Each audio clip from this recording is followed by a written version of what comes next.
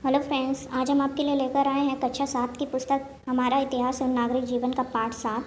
Part 6 तक हो गया था। हमने पार्ट 6 में देखा सल्तनत कालीन संस्कृति के बारे में, उनकी संस्कृति, उनका रहन सहन, शासन करने का ढंग और प्रशासन और जो है उनके खान पान, साहित्य, इन सब के बारे में हमने देखा।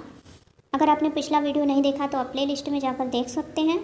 और आज है पार्ट 7 में दक्षिण के राज्य। पार्ट का नाम है दक्षिण के राज्य। चलिए स्टार्ट करते हैं। ये जो दक्षिण में जो है मोहम्मद बिन तुगलक के समय में 2 राज्यों का उदय हुआ था, उसके बारे में दिया गया है इसमें।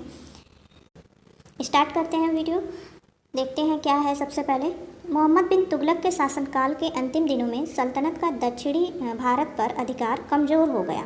परिणाम स्वरूप सल्तनत के अधीन प्रांतों के इक़्तिदारों ने अपने को स्वतंत्र कराने के प्रयास शुरू कर दिए, जिससे दक्षिण में बहमनी और विजयनगर जैसे राज्यों की स्थापना हुई। बहमनी राज्य क्या था? बहमनी राज्य, पहले इसके बारे में देखते हैं। मोहम्मद बिन तुगलक के एक अधिकारी हसन गंगू ने बहमनी राज्य की नींव डाली। बहमनी राज्य की नींव किसने डाली? हसन गंगू ने। सन 1347 ईस्वी में हसन ने सुल्तान के विरुद्ध विद्रोह करके दौलताबाद पर अपना अधिकार कर लिया और बहमनी राज्य को स्वतंत्र घोषित कर दिया। ठीक है, उसने बहमन सम्राट की उपाधि धारण की और वह इस राजवंश का पहला शासक बना। उसने अपने राज्य को 4 प्रांतों में बांटा: गुलबर्ग, दौलताबाद, बरार तथा बीदर। तो बहमनी जो राज्य था उसने उसका जो सम्राट था बहमन शाह, सॉरी ये जो है बहमन सम्राट नहीं, बहमन शाह की उपाधि उसने धारण की थी। ठीक है, तो बहमन शाह ने जो है अपने राज्य को 4 प्रांतों में बांटा। ये 4 प्रांत इंपॉर्टेंट है: गुलबर्ग, दौलताबाद, बरार तथा बीदर। उसने गुलबर्ग को अपनी राजधानी बनाया।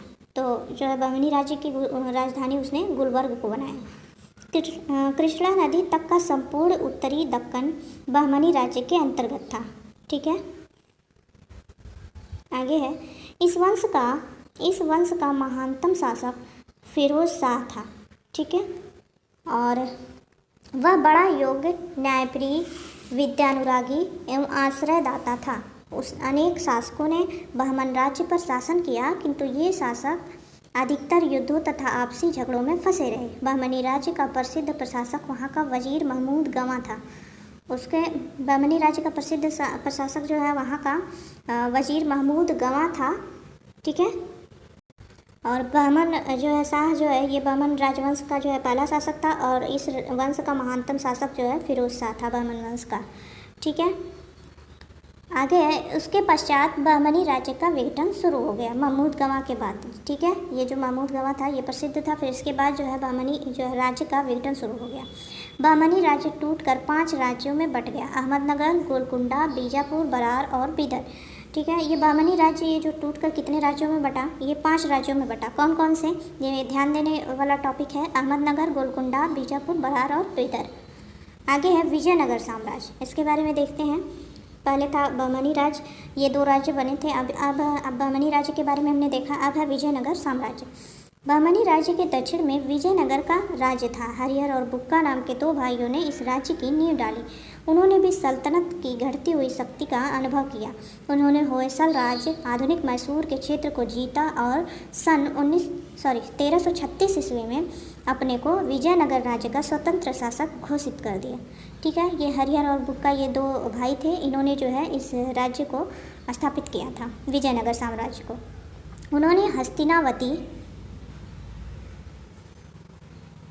हस्तिनावती यानी आधुनिक हम्पी को अपनी राजधानी बनाया।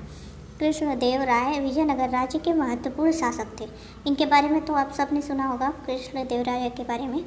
यदि बहमनी और विजयनगर में मित्रता का संबंध होता तो वे शक्तिशाली राज्य बन सकते थे, पर दुर्भाग्य से उनमें सदैव युद्ध होता रहता था। इसके कई कारण थे। पहला था, दोनों राज्य रायचूर दोआब को अपने राज्य का हिस्सा मानते थे। यह कृष्णा और तुंगभद्रा नदियों के बीच में स्थित उपजाऊ भूभाग था जो दोनों राज्यों के बीच में आता था। तो ये था पहला झगड़ने की वजह और पहला पॉइंट। और अगला है, बहमनी राज्य के गोलकुंडा क्षेत्र में हीरे की खानें थीं और विजयनगर के शासक गोलकुंडा को जीतना चाहते थे।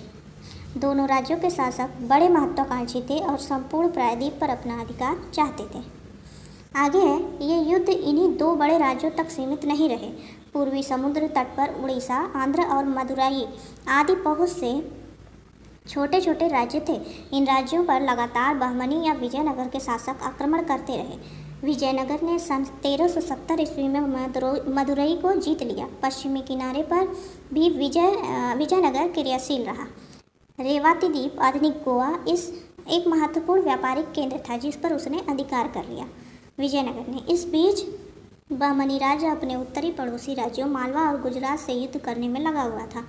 ये सभी राज्य शक्तिशाली बन गए क्योंकि इनके धन प्राप्त करने के दो साधन थे। पहला भूमि का लगान था। रायचूर जैसे उपजाऊ क्षेत्र में इस साधन से बहुत बड़ी मात्रा में धन प्राप्त होता था। आगे है दूसरा साधन व्यापार था। पहला जो साधन था वो ये था कि ये जो रायचूर जो दोआब था उसमें जो है बहुत उपजाऊ क्षेत्र था। इस कारण जो है वहाँ पर अधिक मात्रा में धन प्राप्त होता था और लगान से। और दूसरा जो साधन था वो था व्यापार। गुजरात और बंगाल को समुद्र पार के देशों से व्यापार में बड़ा लाभ होता था।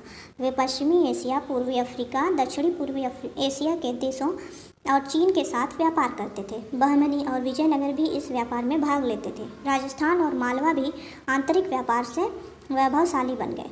व्यापार का माल देश के विभिन्न भागों में ले जाया जाता था, अतः व्यापारी प्रायः इन क्षेत्रों में यात्राएं किया करते थे, जिससे इन क्षेत्रों में संस्कृति का आदान प्रदान हुआ और इन राज्यों में क्षेत्रीय भाषाओं के साहित्य, वास्तुकला, चित्रकला और नवीन धार्मिक विचारों का विकास हुआ।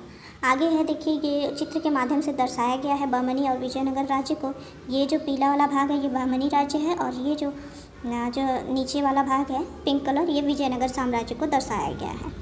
तो ये थे विजयनगर और बहमनी साम्राज्य। आगे देखते हैं, आगे है और भी जानिए, कुछ पॉइंट दिए गए हैं। फिरोज शाह बहमनी ने खगोल शास्त्र को प्रोत्साहन दिया और दौलताबाद में एक वेधशाला बनवाई। ईरानी यात्री अब्दुल रज्जाक 1442 ईस्वी से 1443 ईस्वी तक विजयनगर में रहा। इतालवी यात्री डोमिंगो पायस कृष्णदेवराय के राज्य दरबार में अनेक वर्षों तक रहा। प्रथम बार तोपखाने का प्रयोग बहमनी और विजयनगर के युद्ध में हुआ। तो ये थे पॉइंट कुछ इस पार्ट के। आगे है अगले वीडियो में हम लेकर आएंगे मुग़ल साम्राज्य के बारे में। मुग़ल साम्राज्य की स्थापना कैसे हुई, इसका प्रथम शासक कौन था, इन सब के बारे में देखेंगे। तो उसके लिए प्लीज़ चैनल को सब्सक्राइब करें, वीडियो को लाइक करें। Thank you.